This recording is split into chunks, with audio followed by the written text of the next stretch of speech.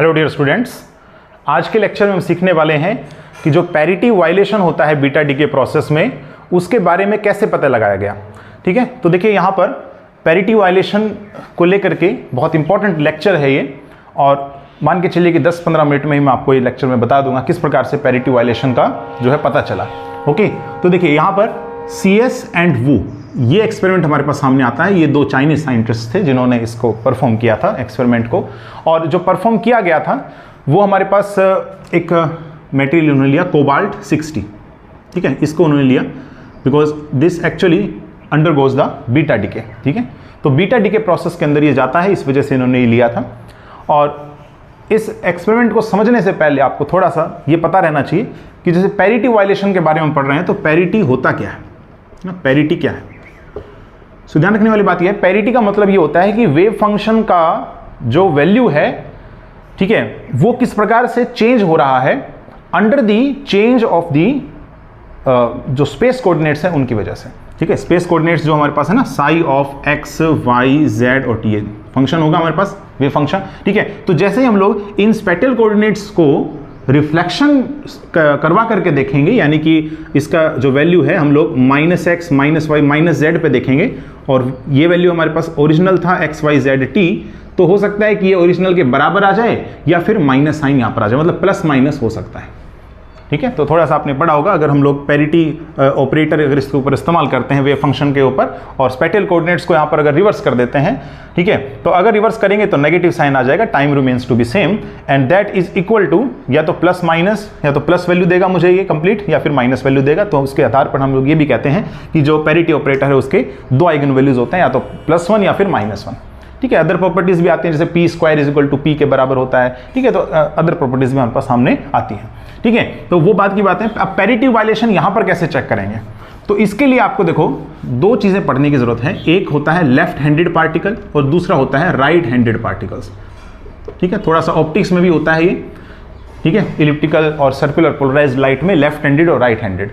तो ये हम कैसे पता लगाते हैं, देखो क्या है कि दो चीजें हैं, एक मोमेंटम की हम लोग बात करते हैं और एक हम बात करते हैं स्पिन को लेकर के। ठीक है, एक हम लोग स्पिन वेक्टर को लेकर के बात करते हैं। ओके, दो चीजों के बारे में बात करते हैं because these are actually related with the helicity operator. Okay, तो देखो ये हमारे पास मोमेंटम है, ये हमारे पास स्पिन एंगुलर मोमेंटम है। मान के चलिए कि जो भी हमारे पास पार्टिकल होगा, let us call this particle as x, तो ये x पार्टिकल का मोमेंटम इस डायरेक्शन में है, and let us call this as +z direction. ठीक है, जस्ट मैंने जूम किया है आपको इस तरफ समझाने के लिए कि लेफ्ट हैंडेड पार्टिकल और राइट हैंडेड पार्टिकल के बारे में कैसे पता लगाएं। ओके, तो मान के चलते हैं कि x हमारे पास कोई भी पार्टिकल है और ये +z डायरेक्शन में इसका मोमेंटम जो है वो शो हो रहा है, यानी +z डायरेक्शन में मूव कर रहा है। ओके, अब ये इसका स्पिन का जो स्पिन होगा, स्पिन एंगुलर मोमेंटम, उसको भी आप डिफाइन कर सकते हैं। मान के चलते हैं इसका जो स्पिन है वो कैसा है, it is spinning in the clockwise sense, clockwise sense में स्पिन कर रहा है मान लो। तो अब आप ये देखिए कि जो राइट हैंड है और जो लेफ्ट हैंड है, इसका इस्तेमाल करते हुए कि जो थंब है वो तो रिप्रेजेंट करे इसके डायरेक्शन ऑफ मोशन को। ठीक है, तो थंब किसको रिप्रेजेंट करे, डायरेक्शन ऑफ मोशन को, और ये जो फिंगर्स जब आप कर्ल करेंगे इन द क्लॉकवाइज सेंस, तो ये सेटिस्फाई कौन से वाले हैंड से हो रहा है आप वो देखें। ठीक है, राइट हैंड को अगर आप कर्ल करेंगे, ठीक है, इन द क्लॉकवाइज सेंस, तो आप देखें क्या मुझे थंब जो है वो +z डायरेक्शन में मिल रहा है कि नहीं मिल रहा है। और सेम केस आपने किसके साथ करके देखना है, लेफ्ट हैंड के साथ। तो यहां पर आप देख सकते हैं कि लेफ्ट हैंड के साथ जब आप कर रहे हैं इस प्रकार से, ठीक है, क्लॉकवाइज सेंस, तो थंब रिप्रेजेंट किसको कर रहा है, +z डायरेक्शन को। इसका मतलब ये जो पार्टिकल x है वो कैसा है, लेफ्ट हैंडेड पार्टिकल है।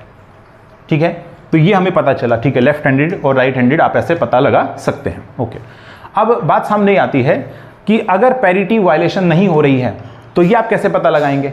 तो इसके लिए जो काउंट्स हैं, नंबर ऑफ काउंट्स, आप कह सकते हैं कि जो फ्रीक्वेंसी है वो आप लोग मेजर कर सकते हैं, यानी कि जो भी हमारे पास न्यूट्रिनो या एंटी न्यूट्रिनो सामने आ रहे हैं आपके, ठीक है, in the beta decay process, आप उनको क्या करें, उनकी फ्रीक्वेंसी को मेजर करने की कोशिश करें।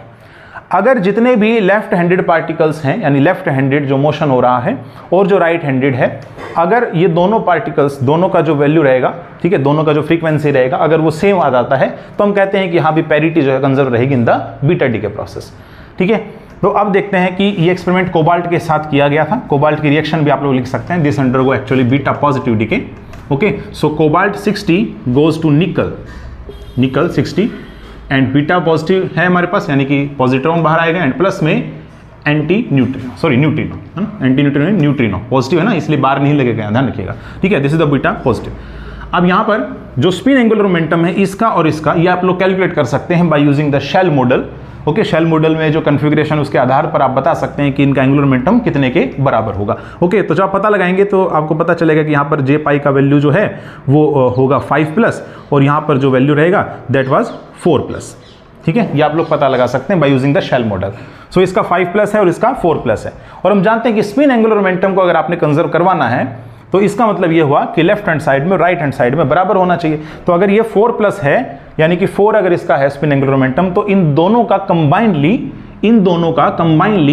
जो स्पिन एंगुलर मोमेंटम होना चाहिए दैट शुड बी 1 होना चाहिए ना, तभी तो इधर 5 आएगा। ठीक है, इधर 4 + 1 = 5। ओके, और क्योंकि हम जानते हैं कि ये दोनों के दोनों फेर्मियोन्स हैं, तो इन दोनों का स्पिन हाफ हाफ होगा, और हाफ और हाफ मिलकर के 1 तभी आ सकता है जब दोनों का स्पिन सेम डायरेक्शन में होगा।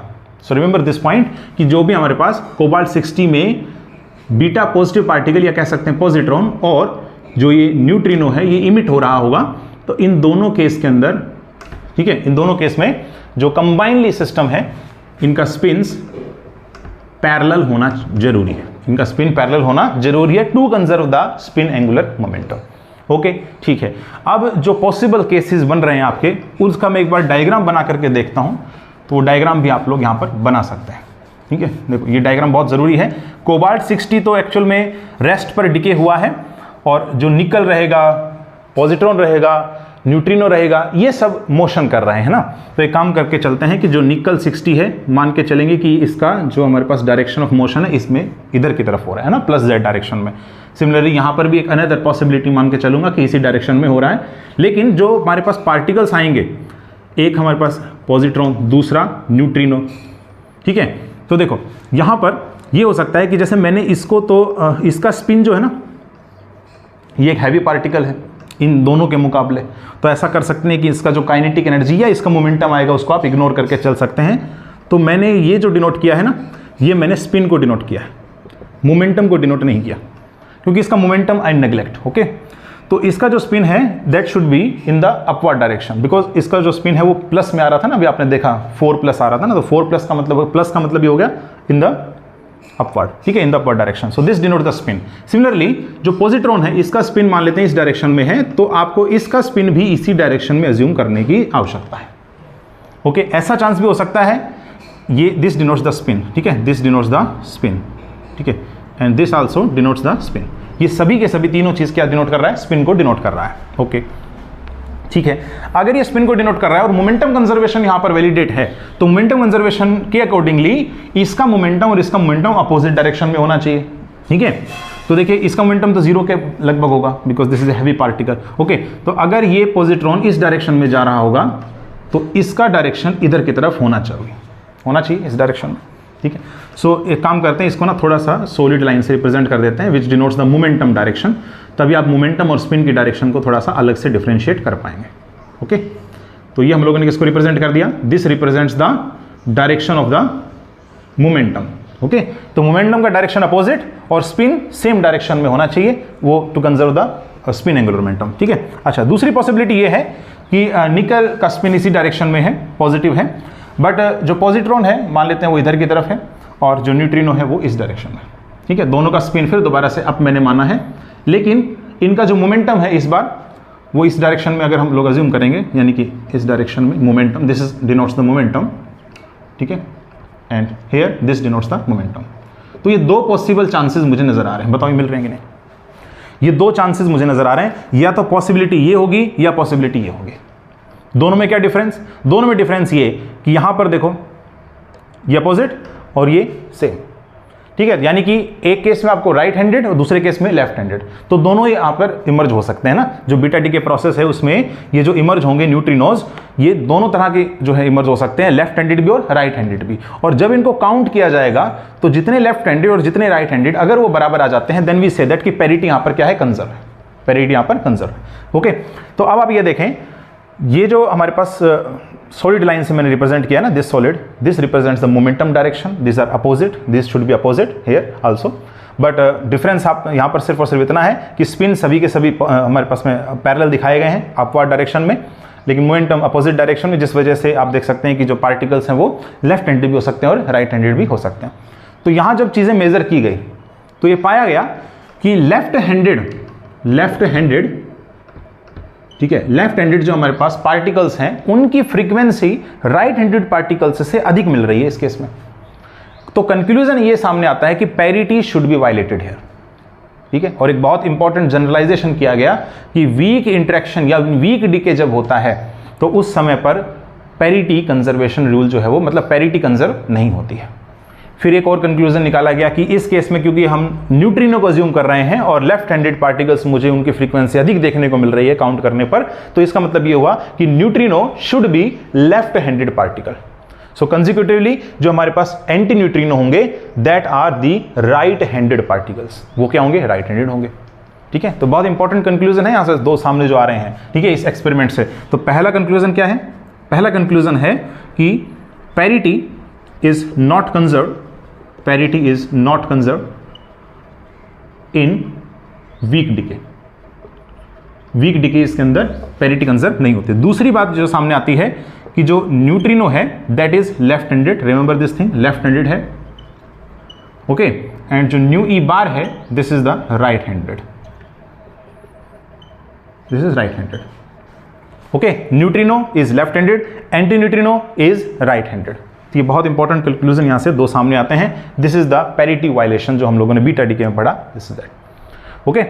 तो होप आपको आज का लेक्चर समझ में आया होगा। अगर आपको आज का लेक्चर समझ में आया तो आप इसे लाइक कीजिए, कमेंट कीजिए, शेयर कीजिए और चैनल को सब्सक्राइब करना ना भूलें। मिलते हैं नेक्स्ट लेक्चर में जिसमें हम बीटा डीके के सिलेक्शन रूल्स को पढ़ने की कोशिश करेंगे।